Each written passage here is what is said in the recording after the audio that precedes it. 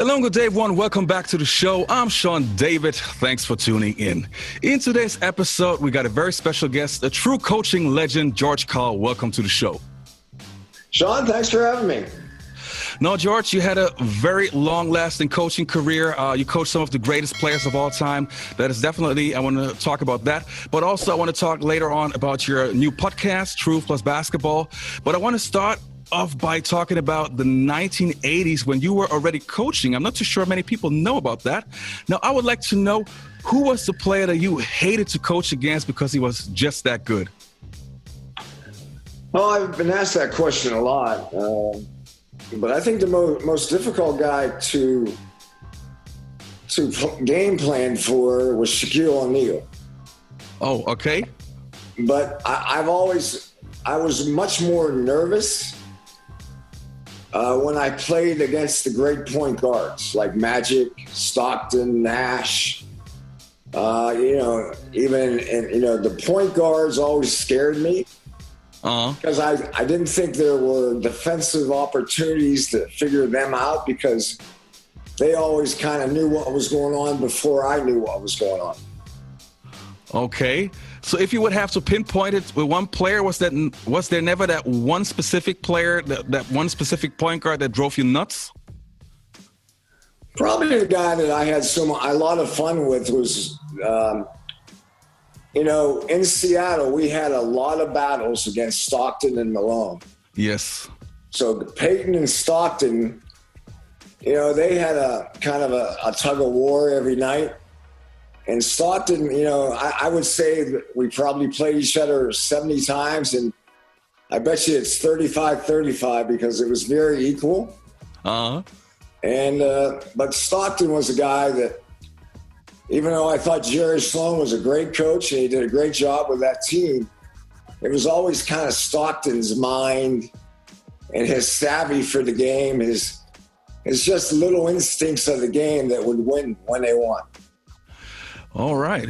Well, the 1980s and 1990s had obviously a lot of talent. Now, with all those great players, was there ever a team that you felt like, okay, I wish I could have coached that team? I thought I had a passion. Most of the time my teams were somewhat underdogs. I don't think I ever took a team that had a record over 500. And so I always took a team that was struggling and made it into a better team. So I was more into building a team than into complaining about championship teams. I mean, the team that I like a lot today is Golden State, because I think they've taken the game of the three-point shot and playing defense and playing with the pass, playing the complete game of basketball to a higher level. And I think now a lot of teams are trying to copy the model that Golden State has now set. All right. Well, you just mentioned that you always took a team over that had a below 50% winning record. You took over the Seattle Supersonics in 1991. So what were your first impressions taking over guys like a young Gary Payton and a young Shawn Kemp? Well, I think when you take over young players as a coach, there's always a little bit of a pushback from young players from the standpoint of what you want and what they want. So I think that early in my career in Seattle, there was a lot of wrestling matches with Gary and Shawn. Gary, they're more vocal, they're more angry. Shawn, they were more passive, maybe more passive aggressive, but they both had their moments of being stubborn, as I do have. But, developing their attitude into being a professional and also making a commitment to what we're trying to do. What I loved about Gary and Shawn, the tug of wars usually happened off the court, in the weight room, and in practice. Very seldom did they happen in games. Oh. One thing I really respected in Gary and Shawn from the very beginning is when the game started, they were 100% committed to winning. I think some players take their stubborn, selfish nature into games and try to blackmail the team and the coach. Gary and Shawn never did that. They did that in practice a little bit. They complained a lot. We had a lot of different disagreements. But in the end, I think we ended up on the same page. And it was fun in the latter years when they really were committed to win a championship, to be a part of them, be a part of that team. Mm-hmm.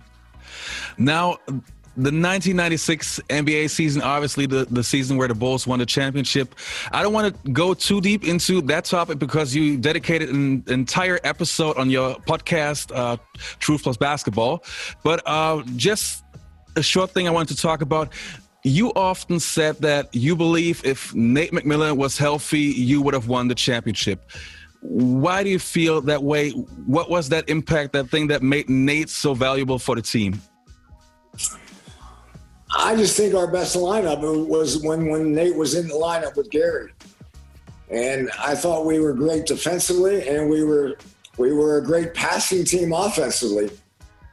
And, I mean, don't get me wrong, we had good bench players like Vincent Askew and guys that took up the slack for Nate, but it was never the same.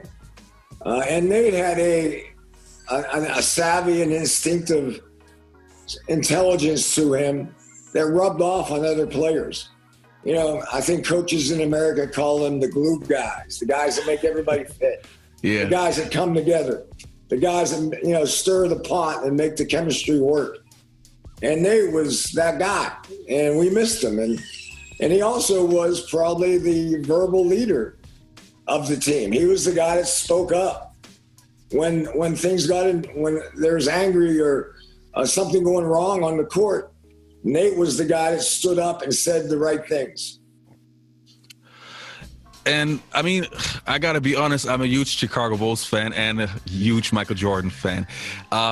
From your experience coaching against Michael for so many years, don't you feel that the higher the competition, the higher the level of the opponents, that Jordan always found a way to reach that next level?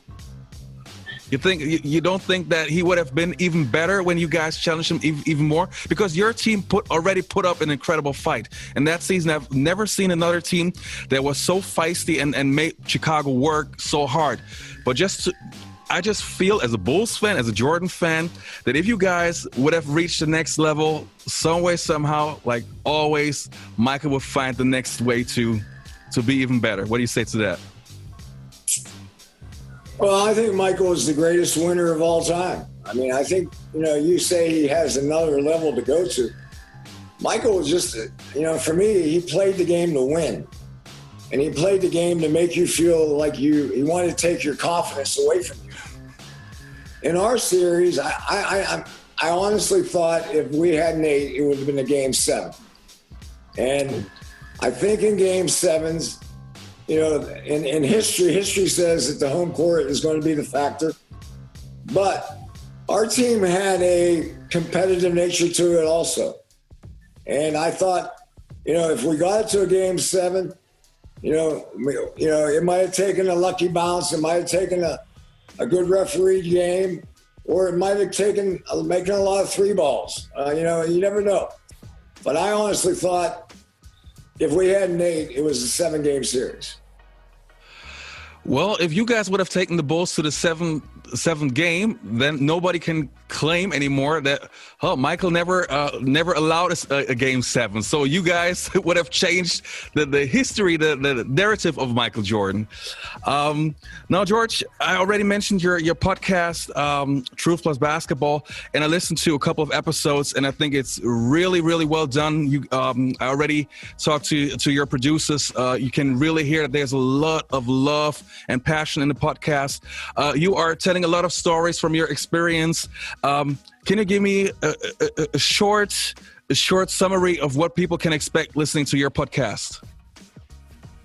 Well, I think the best way to explain it is what I enjoy about basketball is talking about it kind of in a, you know, after the games, coaches like to go out and hang out and talk about what happened and complain and blame and get mad and angry or celebrate. And what I like about the podcast is it gives me an opportunity to elaborate and maybe discuss in deeper detail on what happened in certain games. Everybody has their interpretation, their impression, but I'm the one that lived it. I'm the one that was in it. True. I'm the one that felt the pain, or I'm the one that felt the happiness. And I just think it's the podcast gives me more opportunity than on a radio show where you have a 5-minute limit or a 10-minute limit. On a podcast, we can delve into kind of what I think is the soul of the game of basketball. All right, you guys, if you like NBA old school stories and new stories and everything, check out the link below my video. There you can find the link to George's podcast. All right, George, it was great having you on the show, and I'll see you next time on the Basketball Time Machine.